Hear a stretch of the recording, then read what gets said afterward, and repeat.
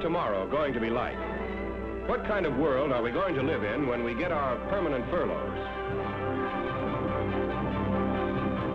Super-speed highways? Plastic Packards? Streamlined cities? What does the future hold in store for us? To get a glimpse of that future, Army-Navy Screen Magazine presents a new department, Tomorrow, previewing our post-war world, the job opportunities, the new fields ahead. For the first in our Tomorrow series, let's look into a brand new development, television. Here's an expert with the lowdown on the inside facts, Dr. Orestes Caldwell, editor of Electronic Industries and former member of the Federal Communications Commission. I'm glad to have this opportunity to speak to you men and women in the service of America. I believe in this world to come. I think it's going to be a pretty good world. But I've been asked to tell you about television, so I'll trim the philosophizing. Television is most certainly here to stay. It's going to brighten the world of your home. But more important to many of you, it's going to create a lot of new jobs. Now, none of us like crystal gazing, so let's take a look at what is actually happening now. 9 experimental telecasting studios are already operating, with pre-war equipment and skeleton staffs. While the electronic industry is busy finishing its war job, a handful of people, girls, ex-vets, older men, are keeping the television field alive, experimenting, ironing out kinks, but proving that television will definitely be part of American life when the go-ahead comes. Sight teamed up with sound to bring the world to your easy chair.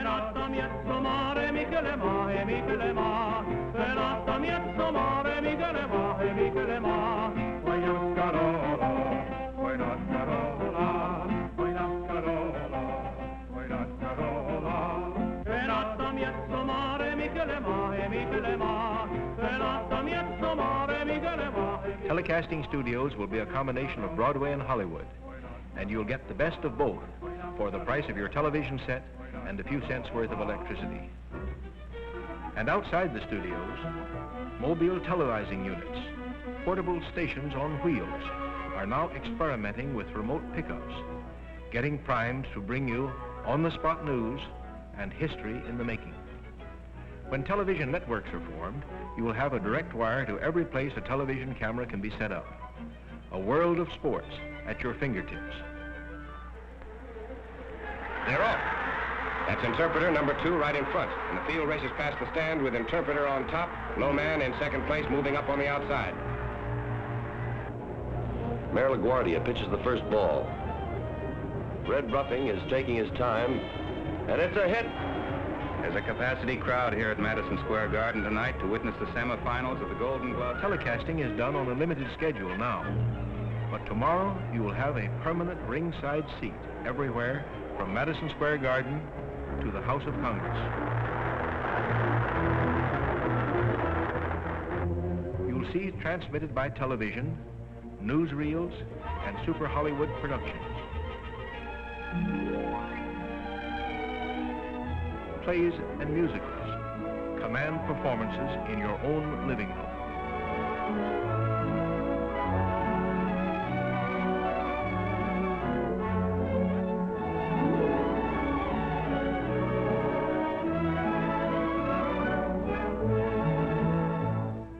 These men at Halloran General Hospital, where there are 100 sets, can tell you television is here to stay.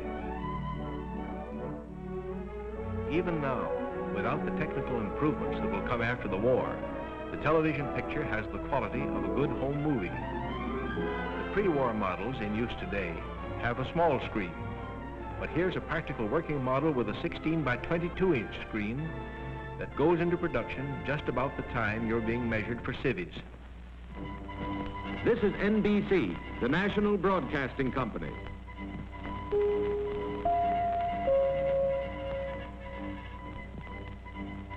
WNBT, New York. Well, that gives you a pretty general idea of what's happening. Now let's see how television works. You're going to find a new type of aerial against the skyline of America when you return.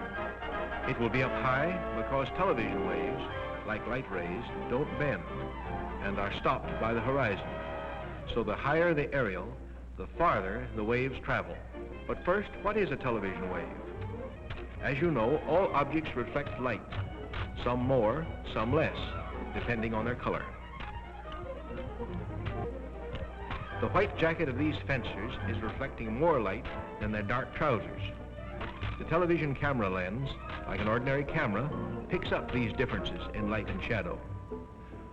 Only instead of film behind the lens, we have the iconoscope, familiarly known as Ike. The camera plate of the iconoscope is made up of millions of sensitive electric eyes.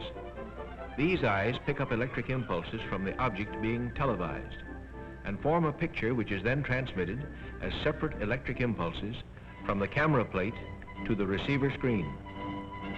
There the impulses are converted back to pinpoints of light and shadow to reform the picture on the screen.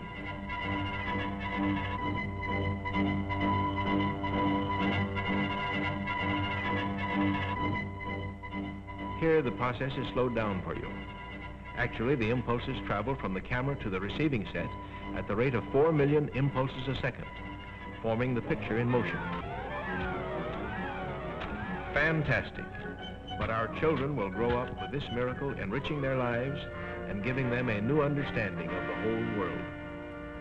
Gosh.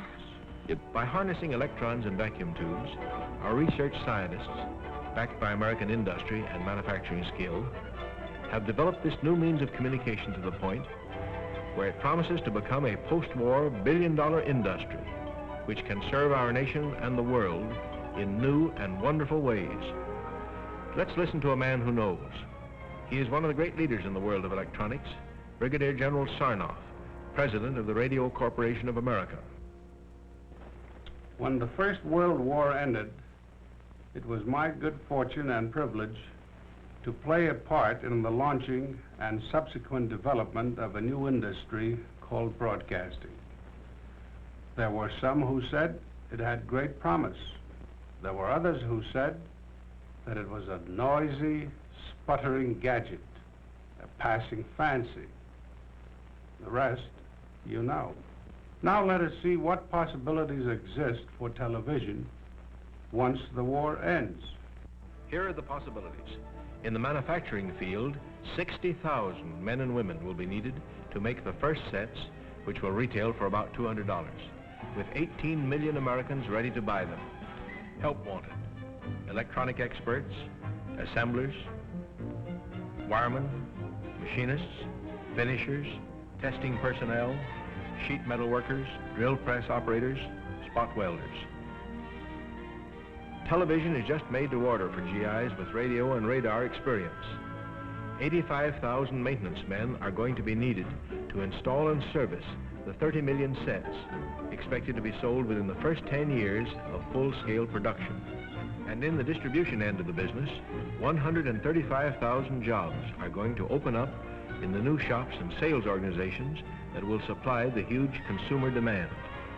All in all, 300,000 well-paying jobs are expected to be created by television within 5 years after the new industry really gets rolling. Well, that's a comprehensive view of the industrial picture. Now what about television production? Here's a man who qualifies as an expert on that subject. Meet Mr. Gilbert Seldes, head of production of the Columbia Broadcasting System. They tell me that a great many of you may be interested in jobs in television production. But I think you're entitled to the hard, solid facts in the case. As of spring 1945, we are employing 62 people. They work a full week to put on 4 hours of programs on the air. That doesn't mean 4 hours a day, it means 4 hours a week. If we were on the air 8 hours a day, 7 days a week, we'd need at least 7 times as many people, in the neighborhood of 500. And we're only one studio. There are 900 radio broadcasting stations in the United States today. And it's anybody's guess how many television stations are going to spring up. We can just be sure that the faster we deliver good entertainment and good pictures, the more jobs we're going to create. And there will be a lot of jobs. You compare television with radio, for instance. Here is a radio newscaster on the air. One man in the studio, one in the control room. And here is a television newscast. And a lot of work went into it before it got this far. Now as for the movies.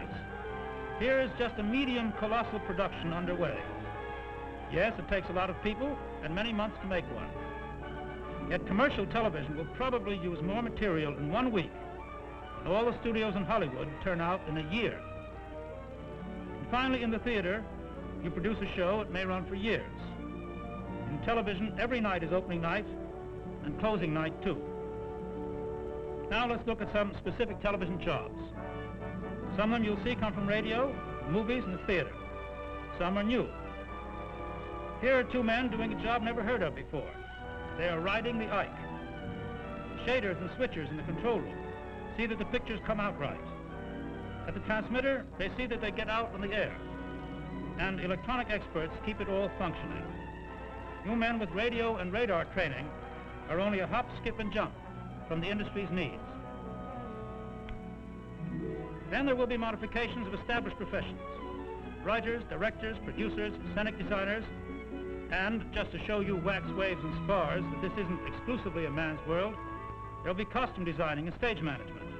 Then behind the scenes, makeup, props, electricians, and almost everything else from carpenters to model makers. But the great thing to remember is that we've just begun to discover the possibilities of television. And these are only a few of the jobs that already exist. Many more are bound to develop as we go on. That's it. Television. And some interesting jobs which some of you may be qualified for. But more than that, television can be the window to the whole world, a medium through which the United Nations can better understand each other and live together in the world of tomorrow.